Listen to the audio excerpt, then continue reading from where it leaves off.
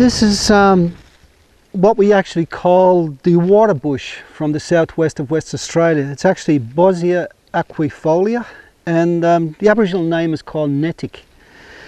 And this is quite prolific in the forest simply because of frequent fire.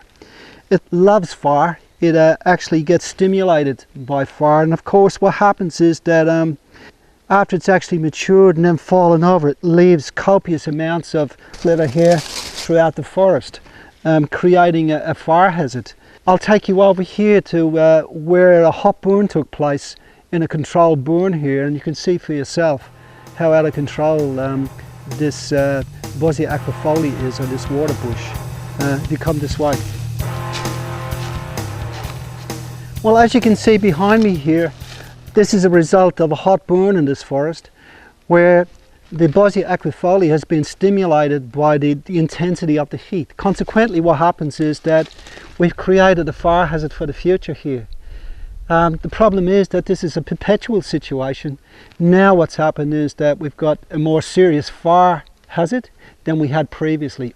Now all around me here, what's happened is this has been hand burned before the major burn took place, as a protection that the fire wouldn't actually escape from here. But we can see with a low intensity burn that it hasn't affected the Bosnia aquifolia so much. But as the fire became more intense as it went uphill here, it germinated and stimulated a lot of growth in the waterbush. If you come with me, I'll take you within the waterbush canopy to show you how a fire hazard is created by the overstimulation of fire on this particular species. Okay, about 4 or 5 years ago, a prescribed burn was carried out in this piece of forest here. And we could see the intensity of the burn by looking at the carbon actually on this marri tree here.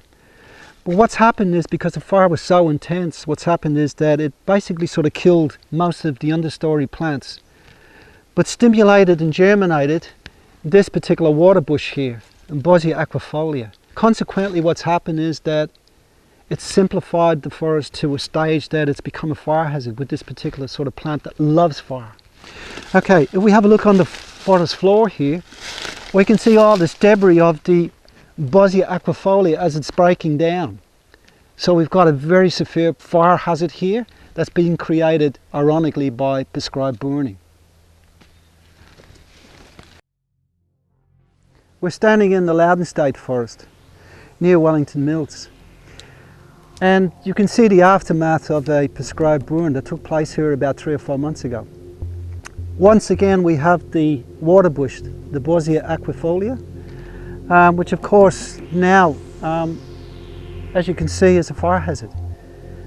Ironically, the prescribed burn that was put in here to protect the community, lives and property and biodiversity, has resulted in an explosion of this Bosnia aquifolia, which is now a fire hazard. In the next 2 or 3 years, what's going to happen is that all the seeds of the waterbush on the forest floor here will regerminate and stimulate by the fire because of the potash. So once again, what's happening is that we'll create a bigger fire hazard than was before. Okay, what's happened here is this fire-dependent species, this Bosnia aquifolia, has been stimulated by the fire. Consequently, what's happened is that it's shed millions of seeds throughout this piece of forest here. So when the first rains come in about a month's time, there'll be a huge germination of this plant species again throughout the forest, simplifying the understory and then creating a fire hazard for the future, far more intense than what it was before this fire 3 or 4 months ago. Here we are in a similar ecosystem to the one that we had just visited, where there was a fire. What's different is that this piece of forest has not been burned for 40 years. The last fire that actually took place in this forest was in 1970. So you can see the forest is far more open here. But there is a very healthy understory of leaf litter. But what's happening is composting is going on here, so it's breaking down all the time under natural conditions. And you would expect after 40 years to have leaf litter that high, but that's a fallacy, because all the microbes here are actually sort of breaking it down under natural circumstances. So by leaving fire out of parts of the forest here, what's happening is that nature's playing a role in suppressing fire.